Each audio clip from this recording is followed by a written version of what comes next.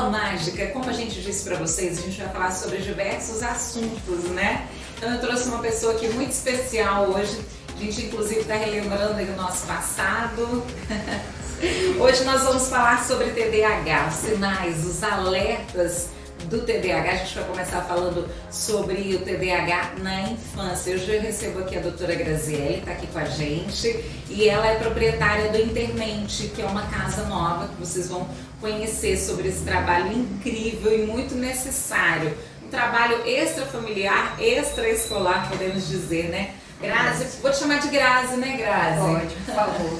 Bem-vinda ao nosso Fala Mágica. Obrigada, Cris. Desde já agradeço pelo convite e gostaria de já estar trazendo aqui para ela, deixando já um presentinho do nosso Intermente, né? Uma lembrancinha, nada como bolinhas de sabão na vida, para a gente ser feliz. Sim. E também o desafio da bolinha, né?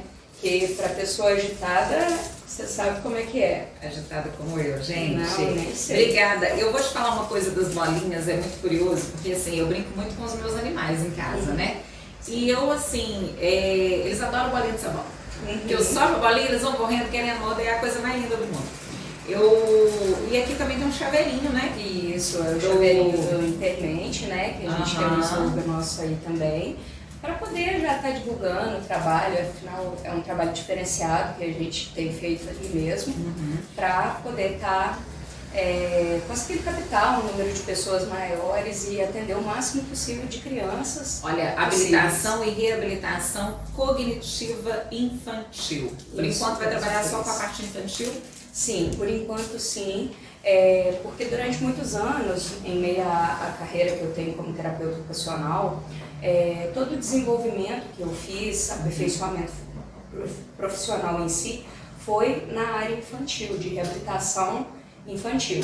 Você poderia falar para a gente sobre a sua formação, né, para se apresentar para o pessoal conhecer um pouquinho mais, e aí você entra na questão do Intermente, que é essa casa que vocês montaram agora, né? Não, tá jóia. Então, no ano de 2008 eu me formei como terapeuta ocupacional. Desde então eu venho fazendo estágios e diversos programas em cima da parte infantil. Entretanto, antigamente eu trabalhava muito vinculada à parte de reabilitação física. Sim. Só que durante os anos que eu fui trabalhando e experienciando a parte da escola, eu fui visualizando que não apenas a parte física da criança estava apresentando comprometimento, mas também a parte cognitiva. E pensando nisso, eu fui fazendo diversos aperfeiçoamentos. Eu tenho 13 pós-graduações, dessas aí eu tenho cerca de 7 ou 8 que são bem específicas da área, para poder estar auxiliando essas crianças e direcionando o máximo possível. E também, após isso, fiz também a pedagogia e a neuropsicopedagogia, justamente para a gente poder trabalhar a parte de funções executivas. Pedagogia é um curso do amor, é o curso da vida, eu acho, né? Assim, nossa, sou apaixonada pela pedagogia, também sou formada em pedagogia. Acho incrível, acho que todo mundo, acho que todos os pais, antes de ser pais, todos os professores, né, principalmente os professores da área acadêmica, deveriam passar pela pedagogia antes de lecionar, e os pais antes de ter seus filhos. Com certeza, até porque a gente passou um período de pandemia em que os pais se colocaram numa posição que foi muito delicada. Eles tiveram que virar professores dentro de casa. E isso daí trouxe para eles um grande desafio, porque muitos, principalmente quando a gente pega uma zona rural e tal, você vê que muitos não têm nem o estudo, a instrução mínima para ensinar uma criança. E você pensa isso daí, por exemplo, numa criança que já apresenta alguma defasagem, alguma dificuldade de aprendizado, um transtorno, uma deficiência, não apenas a criança típica. Isso daí fez com que os pais tivessem um outro olhar. Por quê? Porque se com a criança típica, a criança normal, o pai e a mãe já teve dificuldade, imagina com a criança especial dentro de casa, né, Cris? Sim. E isso daí fez com que esses pais tivessem um outro olhar em relação à pedagogia, porque os pais às vezes experienciaram uma criança dentro de casa. Imagina um professor às vezes com 20. 30 ou até 40, né? Nossa Senhora, só Jesus na causa. E eu falo com você, realmente não é fácil, porque aí você pega uma criança típica e ainda uma criança especial em que você precisa adaptar tudo para ela, porque nós vivenciamos uma época de inclusão. Sim. E é muito difícil, porque se o pai só viu isso com uma, duas crianças dentro de casa, imagina esse professor. Eu brinco muito que eles literalmente arrancam os cabelos, porque não é fácil você estar lá na frente, você ter que conhecer o perfil de cada criança. Né? É. E adaptar. E às vezes não tem tempo também, né, para ser tão detalhadamente, observar. Mas por mais que o professor, na maioria das vezes, é ele que faz essa análise, né, dentro da sala de aula, da criança, de qual a necessidade que ela tem a mais, né, o que ela necessita para continuar aquela progressão, né? É verdade. E uma coisa que a gente visualiza muito, que os pais vão vendo o desenvolvimento dessa criança em casa e normalmente eles acham aquilo normal. E costuma-se ter, igual por exemplo, a gente tem muito caso, sei que o nosso assunto é TDAH, mas nós temos muitos casos em que crianças estão sendo descobertas não apenas com TDAH na escola, mas também com TEA, a deficiência intelectual que tem se apresentado de uma maneira assim, escondida em muitos casos, a dislexia, a descalculia, coisas que antigamente, na nossa época, Sim, eram coisas assim, a Cris era burrinha que não aprendia. burro, o menino era chamado de burro. É engraçado que esses rótulos, eles ainda não desapareceram. Não. E é isso que eu quero muito falar nas minhas redes sociais, para que a gente, a partir de agora, desconstrua todo esse pensamento que a gente tem de dar nomenclaturas para as pessoas, sabe? Desconstruir esse pensamento de rotulação, né? Bullying, né? Exatamente. O bullying em si, porque antigamente a gente ainda levava, de certa forma, o bullying de uma forma diferenciada, né, Cris? A gente chorava, ficava triste, mas a gente não entrava num processo de autoagressão, de autoextermínio, igual hoje a gente tem visto muito. Parece que os tempos atuais fizeram com que a criança e o adolescente, eu falo muito de criança, porque minha área é muito criança, mas criança e o adolescente, eles estejam procurando outros caminhos para tentar sanar aquele sofrimento. E isso daí tem ficado muito triste, porque a gente tem visto muitas coisas assim. E no período da pandemia, isso daí ainda se fortaleceu mais. Exatamente. Eu trabalho fora a questão da clínica, do internete, eu trabalho também por fora, como terapeuta ocupacional no município de São Brás. E lá, pelas experiências que a gente vê, a gente tem visto o quanto que essa questão da pandemia trouxe esse sofrimento para as crianças, esses adolescentes que ficaram em casa, se isolaram, começaram a ter um contato apenas por celular, e isso daí ainda trouxe um sofrimento maior. Quando volta para a escola, volta o bullying. O bullying voltou assim de uma forma mais triste ainda, mais agressiva, e essas crianças não estão sabendo lidar com isso. Então, direto, por exemplo, você pega um município de uns 4, 5 mil habitantes, em que você vê pelo menos a cada um mês uma tentativa de autoextermínio, você já fica extremamente assustado. Você chega lá, uma demanda de 4 mil crianças, de 4 mil pessoas no município, 5, e você pega aquele monte de criança com automutilação, você fica espantado. Porque a gente fica pensando, na nossa época, a gente ainda lidava de uma forma diferenciada. Hoje as crianças não estão fazendo mais assim. Exatamente. Sofreu bullying? Eu sofri bullying, gente. Eu sou uma pessoa que eu sofri muito bullying. Um dia eu vou contar pra vocês isso. Mas enfim, já superado, né? Que bom, né? E a gente está nessa constante superação de coisas que a gente passa, né? Isso só fortalece a gente. Bom, queria entrar no TDAH, né? Pra gente falar do TDAH. O que é o TDAH? Então, o TDAH é o transtorno do déficit de atenção com hiperatividade. Muitas pessoas utilizam a nomenclatura TDA para poder estar falando só do processo de desatenção.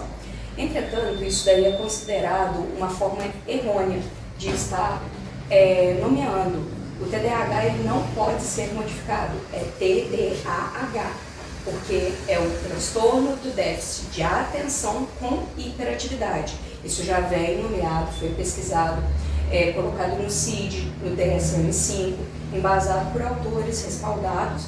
E, feito isso, eu gosto de esclarecer isso antes, porque muitas pessoas falam, eu tenho TDA. Não, então você não tem nada não, você tem o TDAH. E o TDAH é um transtorno neurobiológico.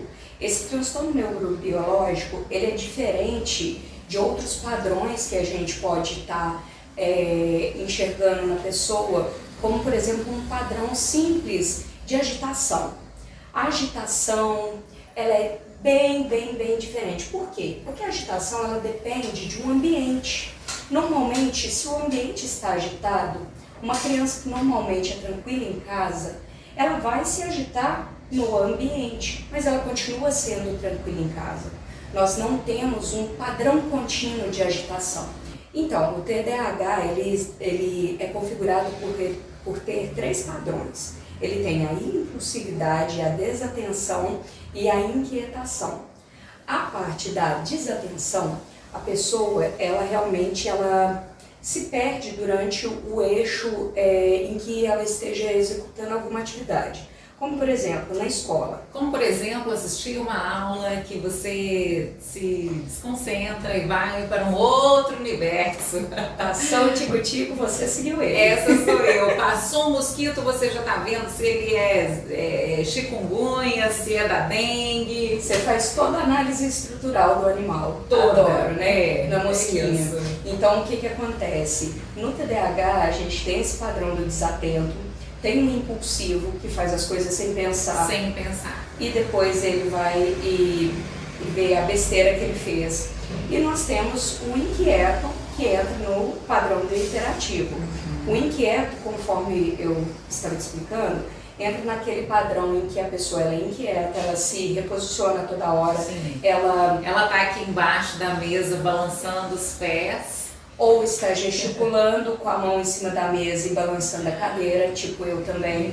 E tendo alguns padrões que mostram mesmo que essa inquietude está presente sempre na sua vida. Sempre. Uma coisa que é interessante, até que acontece muito comigo, Cris, quando eu estou na clínica ou mesmo atendendo junto com as meninas, é que elas veem que eu sento de índiozinho. Eu sempre tento sentar de índiozinho. Por quê? Porque de índiozinho eu não fico balançando a cadeira, ainda mais você descobre que a cadeira roda. Então você pensa a situação. E é uma forma de eu manter um foco para que aquela inquietude não continue acontecendo. Porque essa inquietação é diferente, muito diferente da agitação que você foi exposto no ambiente. Sim. Essa inquietude é uma coisa que está dentro de você, você não consegue controlar. Você precisa se reposicionar 150 vezes numa cadeira, você precisa sair para respirar, você precisa... É uma coisa que você precisa. Qualquer coisa te motiva para fazer algo diferente daquilo que você está fazendo. Né? Tipo isso. O pai, como o pai pode analisar no próprio filho, às vezes, mesmo antes dele entrar para a escola, como ele pode analisar o comportamento do filho dele? Porque, por exemplo, eu sou da década de 80. Na década de 80, a gente mal falava em psicopedagogo, em TO, não se falava, não se ia ao psicólogo, a não ser que fosse uma questão judicial, de pais separados. Eu me lembro, na época, quando os meus pais se separaram, então, como fui filha adotiva da minha tia, né, que no caso eu fui criada pela minha tia, irmã do meu pai. Nessa época eu tive que frequentar, mas por uma questão mesmo praticamente judicial, né? Não era algo que, não, vamos tratar essa criança aqui porque agora ela vai ter um contexto familiar diferente do tradicional. Então a gente não tinha esse apoio que a gente tem hoje, né? Essa observação, a própria visão dos professores, né? A magistratura mudou muito, o magistério veio, depois do magistério veio os outros cursos e começou a se analisar um pouco melhor essas questões, né? Comportamentais. E nessa época a gente não tinha. Então, assim, eu vim a descobrir agora, semana passada, né? O TDAH. Mas por quê? porque resolvi fazer uma faculdade que era algo que não era embasado nos meus conhecimentos pessoais, mas em algo que eu tinha que decorar obrigatoriamente, eu tenho que saber, né? Sim, então são matérias muito extensas e o meu olhar de pedagoga sobre o meu estudo, né? E que me fez despertar isso, porque até então eu tomava atitudes, por exemplo, eu enjoo muito fácil das coisas, então toda hora eu quero algo novo. Então todo mundo fala assim, nossa, toda hora você está fazendo alguma coisa, porque eu tenho a necessidade, eu só consigo raciocinar mesmo em relação a determinada coisa se eu tiver 300 ao mesmo tempo. Se eu faço só uma coisa, essa coisa não sai. Então eu tenho que fazer 300 coisas ao mesmo tempo. Essa agitação, inquietude, né? Essa vontade de estar movimentando o tempo inteiro, estar dormindo, acorda, o cérebro já está pensando em ideias, né, o tempo inteiro. Eu vou falar que é uma inteligência demais, um raciocínio demais. Outro dia, em casa mesmo, eu consegui escrever um livro, um livrinho infantil. Eu falei, eu vou escrever um livro agora. Eu já comecei, acabou, já fiz. Agora vou pensar no outro projeto. E é assim o tempo inteiro, o tempo inteiro. Eu mesmo fico, às vezes, cansada de tanto pensar. Parece que eu não fiz nada, mas eu pensei. E eu realizei N coisas. Tem uma amiga minha que brinca até comigo, ela fala assim, você parece o Google, porque tudo que ela me pergunta eu sei responder. Porque é a mente inquieta, né? Então agora, na fase adulta, eu descobri isso, por quê? Porque voltei para a escola e estou tendo dificuldades na escola, de entender os enunciados que o professor coloca, e parece assim que como se eu não tivesse capacidade nenhuma de estar aprendendo aquilo ali. Pelo contrário, quando eu saio e venho para a parte prática, eu mato a pau, né, digamos. E aí, conversei com o meu neurologista, que é o Dr. Igor. Falei, doutor Igor, vamos começar a analisar, que eu tenho certeza. E eu fui analisando os meus comportamentos como pessoa. Só que isso não é fácil para uma pessoa que nunca leu sobre nenhum assunto, não entendeu sobre essa questão do estudo, mas isso veio com o estudo. Olha, com a escola, de novo, é que eu fui entender, e isso vai me ajudar para a vida. Porque a gente não fala só do período escolar.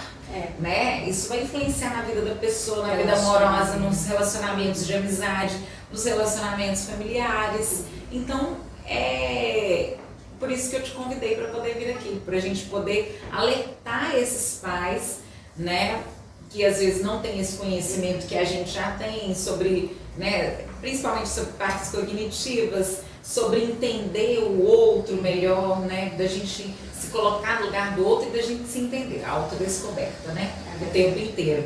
Mas para que os pais entendam alguns processos e alguns gatilhos que façam com que eles entendam que o filho tem algo diferente que precisa ser observado. Então eu queria que você falasse assim para o pai que tem uma criança, eu não vou falar diferente, mas que essa criança é inquieta, ela busca algo a mais, né? Ou que voa junto com o tico-tico, né? Propriamente dito. Então, vamos lá, eu trouxe aqui na minha colinha, porque eu não queria perder nenhum detalhe para poder passar para vocês algumas coisas que a gente precisa estar observando, principalmente na criança, que são os sinais de alerta. Os sinais de alerta entram na questão da distração, porque é uma criança que realmente ela distrai com tudo, voa mesmo, passou o caminhão ali fora, estou seguindo o caminhão. O pedreiro está do lado de fora da escola fazendo uma obra, você já está lá fora conversando com o pedreiro. É tipo assim, ela inquieta aquela criança em que parece que realmente tem formiga na cadeira, criança que não consegue parar com uma atividade só. Eu acredito que esses padrões que você me trouxe, até de você adulta, você analisando, quando você era criança, você tinha isso aí de uma forma exacerbada. Por quê? Porque durante os estudos que a gente faz, fala-se o seguinte, que a parte de inquietação e impulsividade, na parte infantil, na criança, ela está muito mais presente, ela está muito mais aguçada. E quando adulto, isso abranda, mas não quer dizer que passe. Então, o que acontece? Além do padrão de distração, da inquietude, que é a formiga, né? da parte da criança ser esquecida, ter dificuldade de seguir instruções, não finalizar tarefas, manutenção da atenção é muito deficitária, a criança não consegue manter, ela pode iniciar, mas ela não dá uma sequência. A gente tem a dificuldade em fazer atividades de esforço mental, tô lendo mesmo, gente, porque eu não quero que vocês percam não, tá? Dificuldade em participar de atividades silenciosas, isso daí para criança inquieta é assim, uma tortura. A atividade mental realmente também é outra tortura, porque você demanda foco, atenção, participação dessa criança. E se você não consegue colocar ela mesma em conjunto nisso daí, ela acaba se perdendo demais. E ela não consegue participar. Aí ela fica mais inquieta e ela sai. É basicamente isso que acontece. Fala muito. Normalmente, essas crianças têm um padrão de fala que é muito constante. Ah, eu estou aqui conversando com você, do nada ela vai vir e vai te interromper. Olha, eu quero te falar que o meu cachorro é bonito. Pronto, já te interrompeu. Mas para quê? Para que a atenção esteja para ela. Responde muito sem pensar, tá? E normalmente precipita a resposta. Eu trouxe esses 10 padrões de sinais mesmo de alerta, porque eles são um contínuo. Não é uma coisa que vai só acontecer na escola. Essa criança precisa apresentar alguns desses padrões na escola, em casa, em relações sociais, em diversos ambientes. Não adianta a gente simplesmente, Cris, achar que essa criança vai... ela só é inquieta aqui em casa. Nossa, na escola é nojinha. Ou, na escola, junta com as crianças, ela vira o cão. Não é basicamente assim que os professores falam? A gente tem vivenciado isso muito. Mas por quê? Os professores, uma coisa que tem acontecido muito, que é até legal a gente colocar isso daí também em pauta, os professores estavam acostumados, durante 2 anos de pandemia, eles ficaram atrás de uma tela. E hoje, aquelas crianças estão borbulhando de novo na sala. E as pessoas não têm pensado que os pais não tinham aquele preparo para ser professor. Então, com certeza, eles deixaram aquela criança desadaptada, sem rotina, sem organização. Ah, não, vamos fazer aqui rapidinho, ó, vamos terminar rapidinho eu aqui. te ajudo, às vezes até fazia, né, pro filho. Para que a criança acabasse rápido, entendeu? Porque cá para nós isso é uma tortura para um pai que não sabe. Sim. Imagina, eu tenho um filho de 5 anos, ensinar ele a fazer a letra E é fácil, mas ensinar a fazer uma álgebra da vida, me pergunta se eu lembro disso aí. Não lembro disso não. E os pais, aqueles que são mais dedicados ainda, eram aqueles que tentavam acompanhar de perto essa criança, esse adolescente. E isso daí ficou muito perdido. E voltou para a escola, esse pessoal voltou muito agitado, essas crianças voltaram 300 vezes mais agitadas. Aí vem um professor e já falou, Grazi, que menina que está lá na minha sala é hiperativo. Aquele lá eu tenho certeza. Mas em casa o menino é uma gracinha, é tranquilo. E na escola ele apresenta um padrão. Mas aí na escola ninguém para pensar que tem o quê? A influência ambiental. O ambiente não é todo borbulhante, cheio de crianças. Então qual que é a tendência dele? Ficar inquieto, ficar agitado. Na realidade não inquieto, agitado. E depois aquele padrão baixa. Sim. Agora, a criança TDAH, não. No TDAH isso se mantém. E quando a gente... Isso eu só te expliquei a inquietação e a impulsividade. Sim. Entra agora ainda na desatenção. A criança tem a desatenção. Ela não consegue transformar a memória de trabalho porque ela não foca, ela não retém aquilo, porque ela se perde, ela fica desatenta, não mantém. A função executiva não... acaba tendo uma falha ali, acaba tendo um rompimento. Olha o que acontece. Ela não consegue transformar a memória de trabalho, que é aquilo que a professora está apresentando num quadro, em memória de curto, médio e longo prazo. Então a gente tem uma falha nisso daí. Aí a gente tem atrasos no desenvolvimento cognitivo e pedagógico dessa criança. E aí você leva às vezes no profissional, o profissional fala assim, não, tá com cara que esse menino é deficiente intelectual. E às vezes não tem nada disso.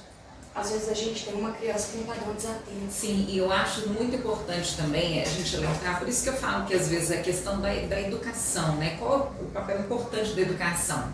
Eu comecei a falar sobre essa minha própria questão de dificuldade de aprendizagem na escola, na faculdade em si, né?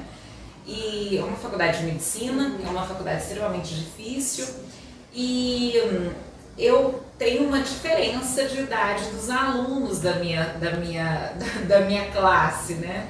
São alunos que acabaram de sair da escola e estão assim, a todo vapor com conhecimento já, principalmente nessas questões de biologia, né? Citologia, que são muito ligadas ao curso. Então eles já estão com uma memória já fresca, digamos, né, do que a minha, que já não estudo biologia há mais de 20 anos. E aí eu comecei a falar dentro do meu grupo qual eram as minhas dificuldades para os alunos, né, porque eu sentia que muitos também tinham dificuldade. E eu me deparei com uma aluna de 19 anos que foi ao médico e que ela não consegue raciocinar, ela não consegue prestar atenção em absolutamente nada da classe. Quando eu, no meu grupo de escola, eu avisei, olha gente, agora eu descobri o porquê que eu fico perguntando toda hora, por que eu não entendo. Então, já que vocês são o meu grupo, eu gostaria que vocês soubessem lidar comigo. Sim. E foi muito legal isso, porque eu ter dividido isso com eles fez com que outras pessoas ficassem alerta ao que elas realmente poderiam ter e elas tentando descobrir o que elas tinham, e também ao contexto das pessoas que sabem que você tem o TDAH para lidar com você, né? Então acho isso o primeiro passo, você descobrir o que é, informar para as pessoas o que isso significa e como você vai estar agindo, essas questões de impulsividade, de não saber esperar o outro. Eu às vezes me controlo, às vezes quase sempre, tem que deixar o outro falar, gente, que eu tô falando demais. E eu consigo facilmente dominar uma sala, dominar um grupo que eu chego recente e aquilo já virei o centro das atenções, mas por algo espontâneo. E aí, o contexto dessa aluna, que também tem essa dificuldade, ela disse que ela não consegue memorizar nada. E ela foi ao médico e o médico disse pra ela que se fosse pai dela, que ela levaria os beliscões, porque ela não estava... Nossa, aquilo doeu tanto em mim, sabe por quê? Porque eu tenho certeza que a mãe dela confiou no que o médico estava falando. Sim. Não no que ela realmente estava contando, da dificuldade dela de aprendizagem. Gente, isso é normal acontecer e é importante que a gente não rotule mais as pessoas como preguiçosas porque não acordam cedo. Tem pessoas que têm dificuldade. Eu só funciono depois do meio-dia. E eu agora... eu antes me crucificava porque eu não conseguia acordar cedo. Hoje eu não me crucifico mais, até porque eu tenho problema com a melatonina, que é o hormônio do sono. Então o meu hormônio do sono ele vai estar assim, elevadíssimo de manhã, não é à noite igual uma pessoa comum. Então olha pra você ver, até você descobrir isso e você virar pra uma pessoa e falar assim, eu acordo ao meio-dia. E qual o problema? Eu vou ter que me adaptar às minhas funções, eu que tenho que adaptar a minha vida à vida do universo, digamos, porque todo mundo acorda cedo, mas não quer dizer que eu tenho que ser igual a todo mundo, né? E aí a gente vem com essas questões de não rotular as pessoas, porque elas são impulsivas, ou porque elas não conseguem aprender, né? O que eu tenho, eu fico falando que às vezes eu vejo amigos corrigindo crianças e falam, mas você é um burro, não aprende nada, aquilo dói tanto em mim. Isso dói na alma. Dói na alma de alguém que entende o processo de aprendizagem. E como você pode fazer agindo dessa forma, você pode fazer com que essa criança, ou com esse adolescente, ou com esse aluno que entrou na faculdade, que ele desista. Que ele desista de muita coisa. Sim, o tempo inteiro a gente está crucificando as pessoas e rotulando as pessoas sem conhecimento do que se passa com essas pessoas, né? E o funcionamento cerebral, ele é muito diferente em cada pessoa. Não adianta a gente virar e falar, a pessoa, ela é um inteligentão, mas ela não é boa na parte motora. E quando a gente fala de cognição, a gente tem que lembrar que Porque o nosso cérebro ele é composto de diversas áreas e essas diferentes áreas elas precisam ser estimuladas. No caso do TDAH, o que acontece? Ele está hiperestimulado ou num padrão desatento. E aí o que a gente tem? No desatento, uma perda, porque a criança, o adolescente, o adulto, em muitos casos, não conseguem assimilar aquele conteúdo. Agora, na parte da impulsividade, o cérebro está o quê? Acelerado. E aí chega naquele caso daquela pessoa que não consegue dormir à noite, por exemplo, que fica com insônia. Ai meu Deus, o que eu vou fazer amanhã? Gente, tem jeito para tudo hoje em dia, praticamente, só não tem para a morte. E a gente tem que pensar nisso. Por quê? Porque hoje em dia os pais identificando isso daí de maneira precoce, com um padrão contínuo, conforme eu já mencionei para vocês, que não é só aqui, não é só ali, é em todo lugar. E tem também um período que precisa ser observado isso, um período de aproximadamente 6 meses, que você tem que estar vendo esse padrão acontecer em diversos locais com seu filho. A escola está reclamando demais, eu estou observando em casa. Nossa, lá na casa da vovó, não está doida, a vovó já está quase sem cabelo. Mas a gente tem que ver isso daí no contínuo, em toda a sua essência. Feito isso, Cris, procurar uma ajuda de especialistas, Sim. Tá? É procurar, sim, um médico. Em cima da parte do médico, normalmente ele indica essa parte de terapias. Exato. A gente consegue fazer o processo de adaptação de conteúdo quando a criança ela já perdeu muito com um padrão de desatenção. Agora, no caso o uso de medicamentos, né? Sim. Porque eu, no caso, já entrei para esse uso de medicamentos, principalmente para estudar, né? Para ter atenção na hora da escola. Isso. Tem, para vocês terem noção, tem a medicação que dá a baixa no comportamento da pessoa que tem a inquietação e tem aquela que auxilia na manutenção do foco. Provavelmente é a que você está tomando. A que eu estou tomando é para focar. Isso, para ela conseguir obter o conhecimento, porque ela trouxe aqui para a gente o tempo todo a questão do padrão de desatenção, de voar. Exato. Então, para ela poder assimilar essa informação da memória de trabalho, para transformar isso numa memória de curto, médio e longo prazo, ela precisa focar, senão isso daí está rompido. Imagina isso na criança, gente. É isso que eu sempre trago. Imagina isso num pequenininho de 8 anos. Não sabe nem se expressar direito, né? Não sabe, aliás, expressa até demais, né? Ah não, eu vou bater no fulano, eu vou bater no ciclano, entendeu? Não é assim que funciona, tá? Eu era essa pessoa, eu era essa criança que... Hoje eu não faço isso mais, viu, gente? O adulto, pra gente trabalhar isso legal também, é interessante que ele tenha algumas organizações por planejamento. Tá? Agenda, gente. Se eu não colocar tudo na minha agenda, que eu tenho que ligar para fulano, eu tenho que fazer isso, eu tenho que ir em tal lugar, eu costumo sair de casa. Se um dia, no outro dia não tiver agenda, eu saio sem saber para onde eu vou. Você tá perdida. Eu erro até caminhos, de onde eu tenho que ir. Sério, eu erro caminhos, aí eu não sei para onde eu vou, e agora? Eu vou para onde? Aí eu tenho que almoçar? Às vezes, na minha desorganização, eu perco até o horário de almoçar. Você vê, hoje eu quase perdi. Foi. Meu horário de almoço. Entendeu? E é nesses padrões. Mas que é onde eu estou aprendendo a me organizar agora. Assim, até para você ver o padrão e a gente conseguir dar um fechamento com o adulto, para você ver como que isso acaba acontecendo. Com a criança, ela vai crescendo, virou adolescente, os padrões continuam, abrando alguma coisa, piora outra. Olha o que normalmente a gente visualiza no adulto. Eu trouxe para você também. Obrigada. A desatenção, a dificuldade de manter foco. A gente tem muito trabalhos incompletos, que isso daí acaba acontecendo muito com o adulto. É aquele que tem dificuldade de planejar, é aquele que esquece toda hora. E se não tiver agenda, como é que vai lembrar? Dificuldade em definir as prioridades, quer fazer tudo, abraça o mundo e não faz nada. Exato. Vive sobrecarregado, não sei porquê, não falo nada. Tem uma agitação física e mental, aí não consegue dormir, por exemplo, no final do dia, tá lá querendo fazer alguma coisa quando já é 2 horas da manhã. É isso. Alteração de humor, porque aí começa a ficar nervoso porque não deu conta de fazer aquele tanto de coisa que precisava. Ansiosa. Nossa, mãe. E aí que vem o uso de álcool, que isso daí acaba contribuindo muito, drogas, ansiedade e depressão. Ansiedade, sou eu. Entra tudo. Então, para você ver como que os padrões do TDAH se Eu tô em todos esses itens. Assim, eu não vou falar nada não, porque eu também tenho. Então, assim, ela veio entrevistar uma pessoa que também tem o TDAH, do tipo impulsivo com hiperfoco.